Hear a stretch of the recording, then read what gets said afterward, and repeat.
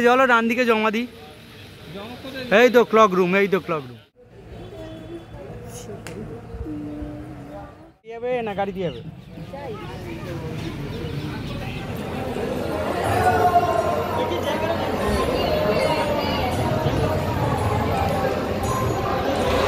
মথুরা বৃন্দাবন ভ্রমণে বৃন্দাবন প্রাণকেন্দ্র হলেও মথুরা কিন্তু তাদের যাত্রাপথের শুরুতেই থাকবে, কারণ মথুরা থেকেই আপনাকে বৃন্দাবনে যেতে হবে। আর তাছাড়াও আরেকটি বড় কারণ হলো এই মথুরাই কিন্তু ভগবান শ্রীকৃষ্ণের জন্মস্থান। আজ আমরা চলেছি ভগবান শ্রীকৃষ্ণের জন্মভূমি বা জন্মস্থান। অনেক কোটি মন্দির মিলিতভাবে তৈরি হয়েছে ভগবান শ্রীকৃষ্ণের জন্মস্থান মন্দির। এদের মধ্যে যেমন রয়েছে কেশবদেব মন্দির, আবার রয়েছে ভাগবত ভবন প্রভৃতি। অতীতে ভগবান শ্রীকৃষ্ণের প্রপৌত্র ব্রজনাভ এখানে প্রথম মন্দিরটি স্থাপন করেন। কালের নিয়মে এই মন্দির অনেকবার ধ্বংসপ্রাপ্ত হয়েছে। বর্তমানে এই মন্দিরের গর্ভগৃহে ভগবান শ্রীকৃষ্ণের চতুর্ভুজ মূর্তি রয়েছে সোনার বেদির ওপরে, তার পাশে রয়েছে রুক্মিণী দেবীর বিগ্রহ। আপনাদের সুবিধার্থে বলে রাখি, এই মন্দিরের ভিতরে কিন্তু কোনো রকম ইলেকট্রনিক সরঞ্জাম অ্যালাউ নেই, তাই আপনাকে এই বাইরে ক্লক রুমেই সব কিছু জমা দিয়ে তবেই ভিতরে প্রবেশ করতে হবে। এছাড়া ভাগবত ভবনে ভগবান রাধাকৃষ্ণ, ভগবান লক্ষ্মীনারায়ণ ও জগন্নাথ দেবের একটি নয়নাভিরাম বিগ্রহ রয়েছে। এইবার আমরা যাব যমুনা নদীর পাড় ধরে হাঁটতে হাঁটতে দ্বারকাধীশ মন্দিরের উদ্দেশ্যে। আর সেই সঙ্গে আপনাদেরকেও দেখাবো হাঁটা পথে কেমন লাগে দ্বারকাধীশ মন্দিরে যেতে। চলুন তাহলে ঘুরে দেখা যাক। আপনারা তো মথুরা বৃন্দাবনে অনেকেই গেছেন, কিন্তু জানেন কি এই মথুরা নগরের পত্তন হয়েছিল সেই রামায়ণ যুগে? চলুন যেতে যেতে আপনাদেরকে সম্পূর্ণ গল্পটাই বলবো।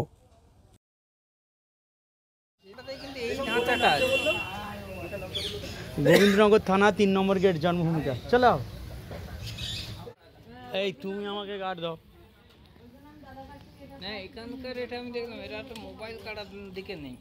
এই মথুরা নগরের অতীত নাম ছিল মধুপুরী নগর। এই মধুপুরী নগরের প্রতিষ্ঠাতা ছিলেন মধুদৈত্যের পুত্র লবণ। এই লবণরাজ অযোধ্যার রাজা ভগবান রামের বশ্যতা স্বীকার না করে তিনি যমুনা তীরবাসী তপস্বীদের ওপর অত্যাচার উপদ্রব করতেন। পরে রাজা রামের কথাতে তার অন্যতম ভ্রাতা শত্রুঘ্ন গেলেন মধুপুরী নগরে এবং সেখানে প্রবল যুদ্ধে লবণাসুরকে বধ ও নিহত করলেন। পরবর্তীকালে শত্রুঘ্ন এখানেই তার সেনা প্রজাদেরকে নিয়ে বসবাস শুরু করলেন এবং এই নগরীর নাম রাখলেন মথুরা। তাহলে এবার বুঝতে পারছেন মথুরা নগরী কতটাই প্রাচীন। আমাদের পুরাণে যে 7টি মোক্ষভূমির কথা বলা হয়েছে তার মধ্যে মথুরা কিন্তু অন্যতম।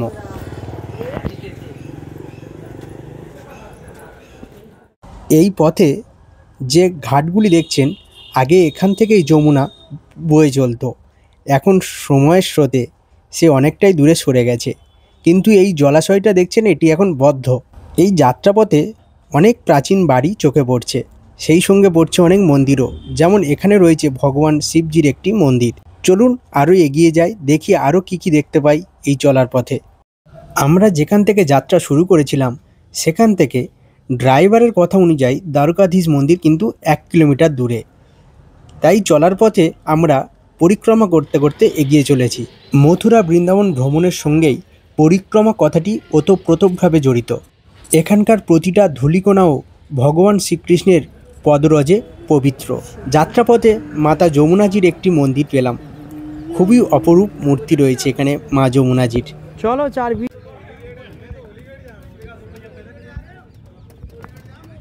এখান থেকে আপনারা বোটে করেও মথুরার বিভিন্ন ঘাট দেখে নিতে পারবেন, কিন্তু আমরা হেঁটে যাবই মনস্থির করলাম। দূরে যে কেল্লাটা দেখতে পাচ্ছেন এই দুর্গটি সবাই কংসের কেল্লা বলেই চেনেন।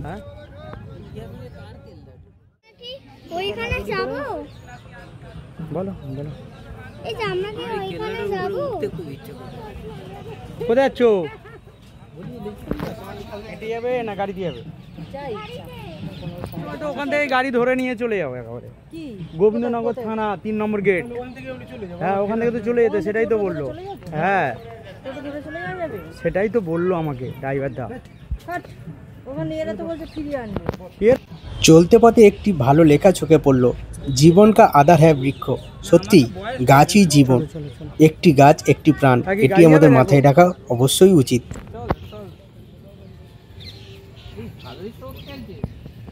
এই যে কেল্লাটা দেখছেন, অনেকে এটা কংসের কেল্লা বলে থাকে, ম্যাপেও আপনি কংসের কেল্লা বলেই খুঁজে পাবেন, কিন্তু ঐতিহাসিকবিদরা এই কেল্লাকে বলেছেন যে এটি জয়পুরের রাজা মানসিংহের নির্মিত দুর্গ, যা সময়ের স্রোতে ধ্বংস হতে শুরু করেছে।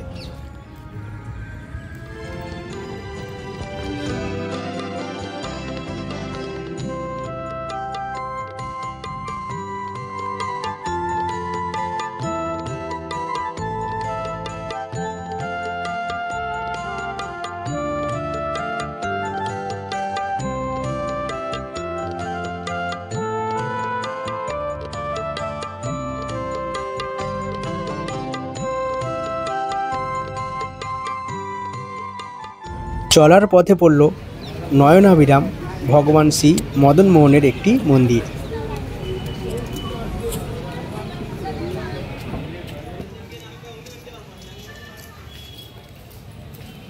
এবার আমরা নদীর পাড় ছেড়ে মেন রোডে উঠে পড়লাম। হয়তো দ্বারকাধীশ মন্দির খুবই কাছে, আমরা খুব কাছেই এসে পড়েছি। আপনারাও চলুন আমাদের সঙ্গে দেখতে দেখতে চারপাশের পরিবেশ। জেনে নেব না না ধর্মশালা। মথুরা বৃন্দাবন ভ্রমণ সময় দেখেছি এখানকার ধর্মশালাগুলো অনেক বড় বড় ফটকযুক্ত, মানে প্রধান গেটটি অনেক বড় আর অনেক কারুকার্য নির্মিত। কোথায়?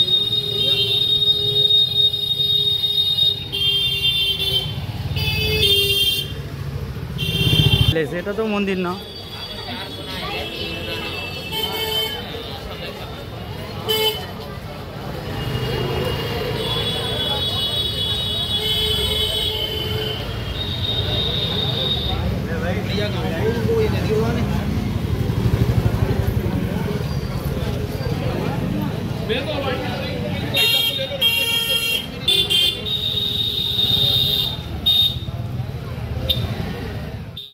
দেখতে দেখতে আমরা পৌঁছে গেলাম দ্বারকাধীশ মন্দিরে। অনেকে এই দ্বারকাধীশ মন্দিরেই প্রাচীন কংসের কারাগারটি ছিল বলেই বিশ্বাস করেন।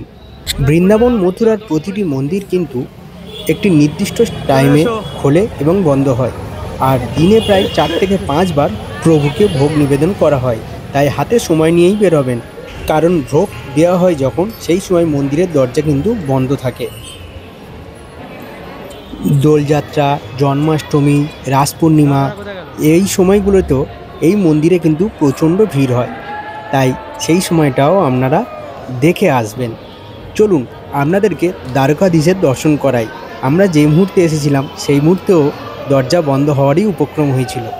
চলুন দর্শন করা যাক প্রভুর।